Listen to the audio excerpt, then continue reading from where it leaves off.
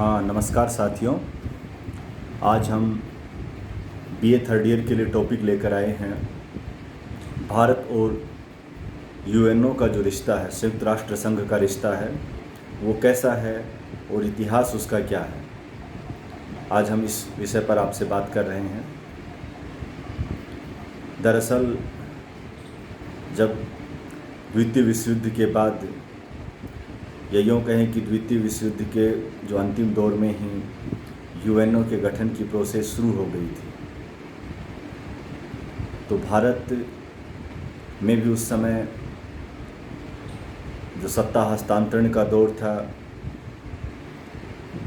और ब्रिटिश सरकार इस कोशिश में थी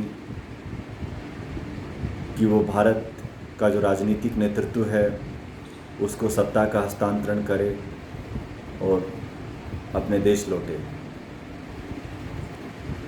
और उसी दौरान यूएनओ भी अपने गठन की प्रोसेस में था।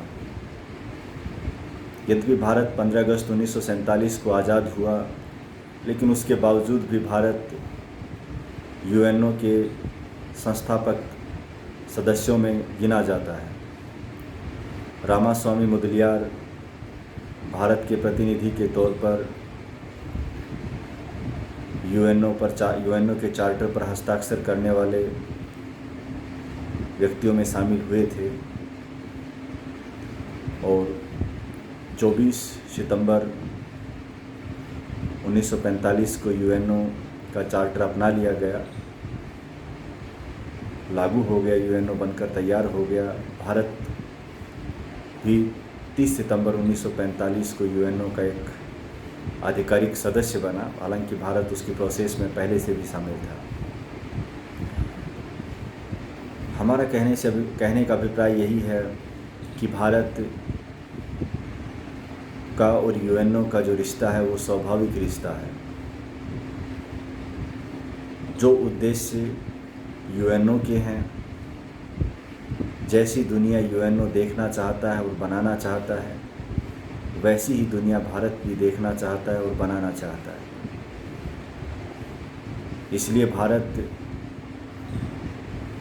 उन मूल्यों का हमेशा से पैरोकार रहा है जिन मूल्यों की स्थापना यूएनओ दुनिया में करना चाहता था, और आज भी वो अपनी कोशिश कर रहा है।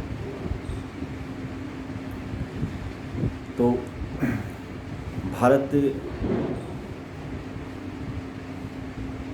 ने यूएनओ का हर स्तर पर सहयोग किया है,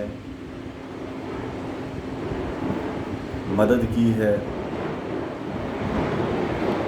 और उसको इस रूप में भी समझ सकते हैं कि भारत ने यूएनओ के चार्टर की हमेशा अक्सर से पालना की है। उसमें शांतिपूर्ण दुनिया के निर्माण की जो कोशिशें हुई हैं, उन कोशिशों का भारत ने हमेशा समर्थन किया है। 1950 के दशक में रंगभेद के खिलाफ प्रस्ताव को पारित कराने में भारत ने बड़ी भूमिका निभाई। 1950 के दशक में ही रंगभेद के विरुद्ध भारत के प्रयासों से प्रस्ताव संयुक्त राष्ट्र महासभा में आया। साम्राज्यवाद के खिलाफ प्रस्ताव आया।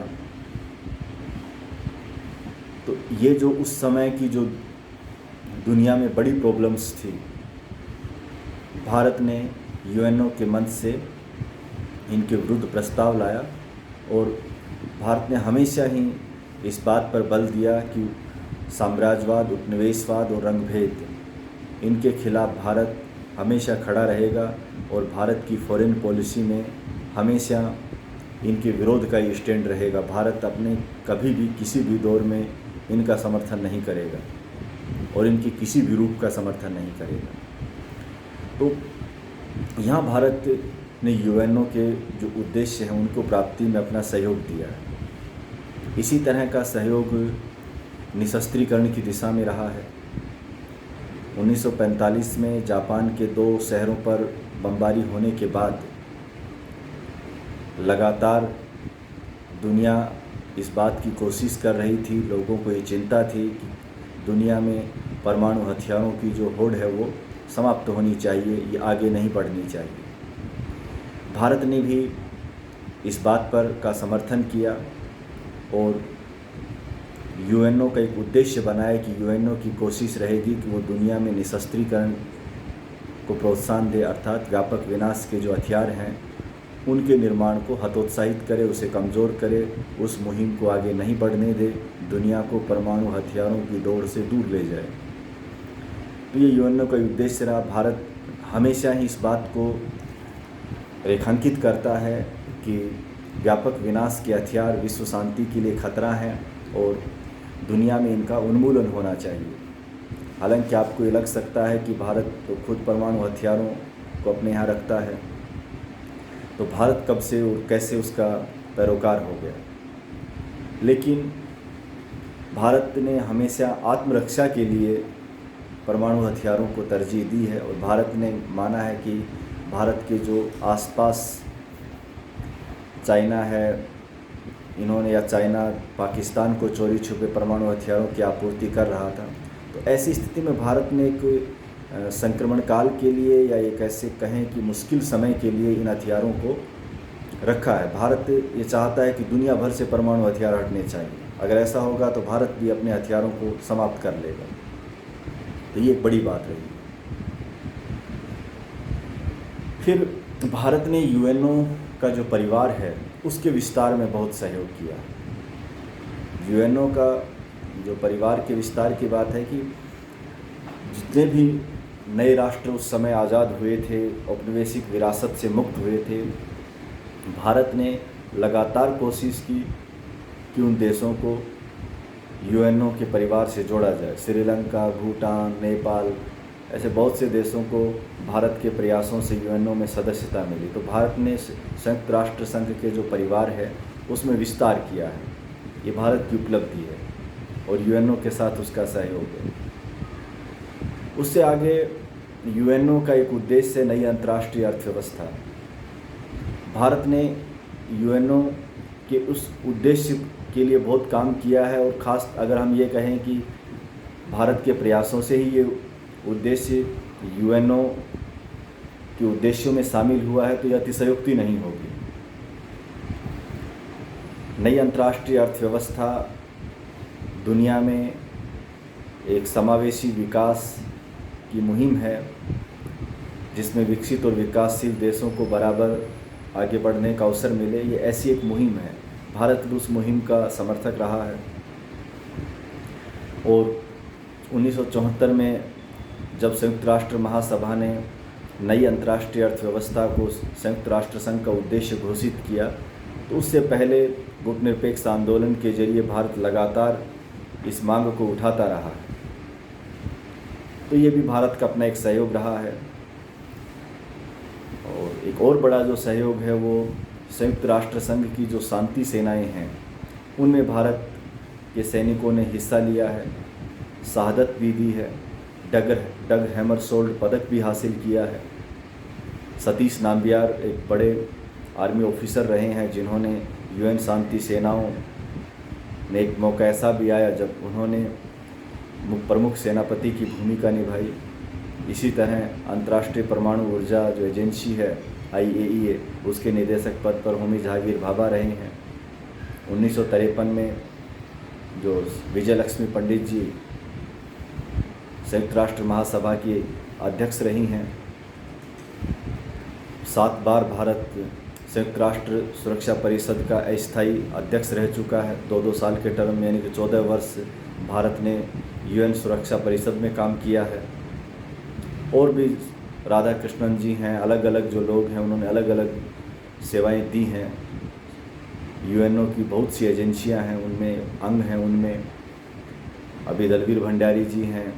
ये संयुक्त राष्ट्र जो अंतर्राष्ट्रीय न्यायालय है उसमें काम कर रहे हैं जज के रूप में।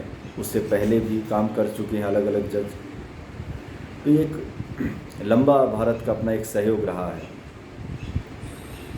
तो बेसिक बातें तो यही हैं। दूसरा, जैसे भारत ने 1954 में जो पंचशील सिद्धांत की बात की है तो यूएनओ ने भी माना कि भारत और चीन के मध्य जो 5 बातें हुई हैं आपसी रिश्तों को बेहतर करने के लिए, तो ये केवल भारत की ही ज़रूरत नहीं है और चाइना की ही ज़रूरत नहीं है, बल्कि इन 5 विचारों को लागू करके पूरी दुनिया को बेहतर बनाया जा सकता है। इसलिए 1959 में संयुक्त राष्ट्र परिषद ने इनको मान्यता दी, इसके लिए प्रस्ताव पारित किया और ये कहा गया कि दुनिया के देश हैं आपसी संबंधों को सुधारने में, बेहतर दुनिया के निर्माण में इनको लागू करेंगे।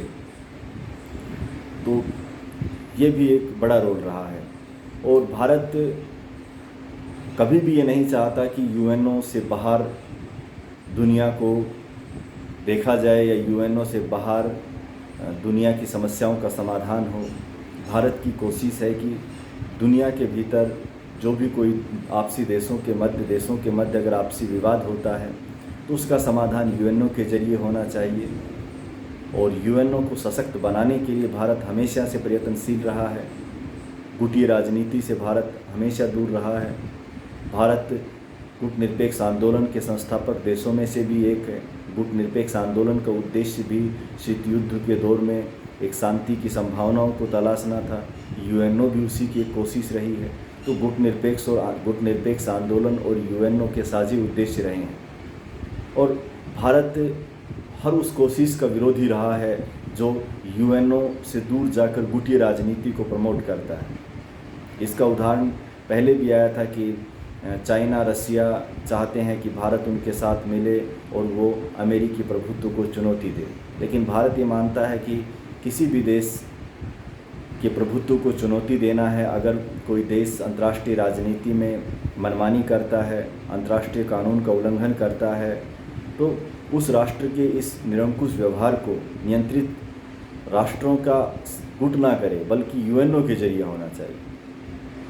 और अगर यूएनओ अंतर्राष्ट्रीय राजनीति में किसी राष्ट्र के मनमाने व्यवहार को नियंत्रित नहीं कर पा रहा है, तो इसका अभिप्राय ये है कि हमें यूएनओ को मजबूत करना होगा। यूएनओ को मजबूत करने से अभिप्राय है कि यूएनओ में सुधार करना है, चाहे वो फिर उसकी अपनी सेना होनी चाहिए, उसके अपने वित्तीय स्रोत होने चाहिए और सुरक्षा परिषद का विस्तार होना चाहिए, उसकी संरचना, उसका स्वरूप अधिक लोकतांत्रिक होना चाहिए।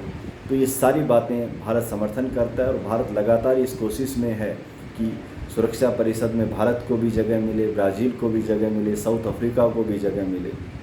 दुनिया का प्रतिनिधित्व यूएनओ में या उसकी सुरक्षा परिषद में सही से होगा तो अंतर्राष्ट्रीय राजनीति में समस्याओं का समाधान भी बेहतर ढंग से हो पाएगा।